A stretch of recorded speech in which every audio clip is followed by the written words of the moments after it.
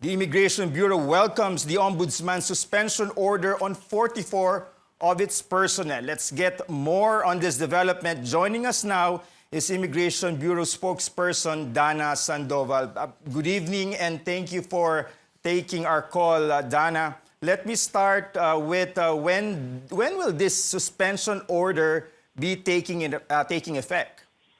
Hi, good evening, David. Also, good evening to our viewers. We received the suspension order from the Ombudsman 2 days ago, and it was handed down today. So they implemented the suspension order today immediately when it was reviewed by the Office of the Commissioner. Well, Dana, this is still quite a number, no? 44 personnel suspended for half a year. We're curious to know where this, firstly, these personnel are assigned, and maybe tell us how this could likely affect the operations of the Bureau. There are 44 individuals inside the suspension order. They're assigned in various areas of the Bureau.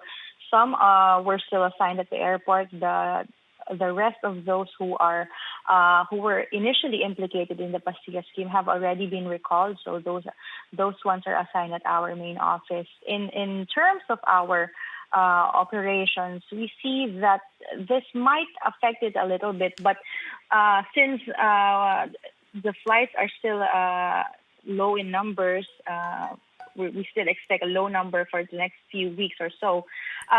We're hoping that we can still manage despite this is quite a blow for the manpower of the Bureau. Well, you did mention, Dana, that the order will take effect immediately, no? But how this suspension order be implemented? Will it be in a staggered basis or all at the same time? Definitely all at the same time following that order. So all of them, all the 40-plus personnel will be suspended for 6 months as ordered by the Ombudsman. Well, Dana, talk to us about the morale in the Bureau. We know this controversy has hounded the agency for quite some time now. How are your other colleagues taking all these? Oh, well, honestly, especially the ones who are assigned in the front lines, the morale is very low right now because they're facing a lot of concerns. First is COVID, the risks that they are facing with COVID in their daily duties. And then we add this major issue. It really affects the morale of our employees. And what's saddening about it, David, is it muddles all the efforts of the BI. If you've seen the reports in the past, then the news in the past few years, there were so many innovations, so much change, and we've improved the technologies, we've improved the manpower, but all that has been put to waste already because what is being highlighted now is this issue already. Right. We have a few more minutes, about 2 more minutes, Dana. But tell us about this order for close to 3,000 overstaying Chinese nationals to leave the country for visa violations. This order of Commissioner Morente, if I'm not mistaken, came out just a day after that Ombudsman suspension order. I'm curious if this was just coincidental? No, actually, the order to leave for the Chinese nationals who have overstayed their visa upon arrival was released in the span. The number, the 3,000, was for the entire year, so that started in January. The Bureau already suspended the issuance of the visa upon arrival late January following the reports of COVID-19 spreading.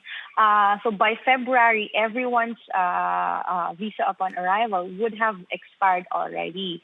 So everyone who was, all the Chinese nationals who had the VUA, who was still in the country after that period rather, were already ordered to leave. Those of them who had no meritorious reasons to stay, because many of them were really just caught up by circumstance. They got stuck here because of the flight cancellations and the travel restrictions and everything. But those who did not have meritorious reasons were also put in our blacklist. Now, how about these overstaying Chinese nationals? How are you making sure that they are going to comply with this order to leave the country immediately?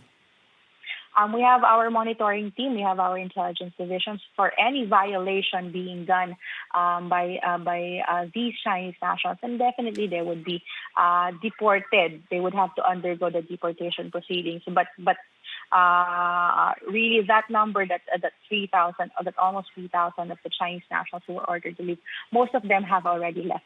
Now, perhaps the last question. The Bureau suspended the controversial, you mentioned the VUA, no, the scheme earlier this year. Has this policy been reviewed, especially amid these allegations of abuse, that this was actually abused? And what are the chances that this could actually be revived in the future? Maybe we could leave it to the policy makers, which is the Department of Tourism and the DOJ, because as we could recall, this is a DOT and a DOJ project to really attract Chinese nationals to come here to the Philippines for tourism. But maybe amidst the pandemic and other issues that are being faced, it could be up for review. But in January, right before we suspended it due to COVID, it was already streamlined, and the issues faced on it was already resolved by the Department of Justice. Instead of the visa upon arrival being extendable for 6 months, what the policy says now is you cannot extend it, and then the maximum stay that the Chinese national can come here with that visa is just 30 days. Well, Immigration Spokesman Dana Sandoval, appreciate your time. Thank you as always.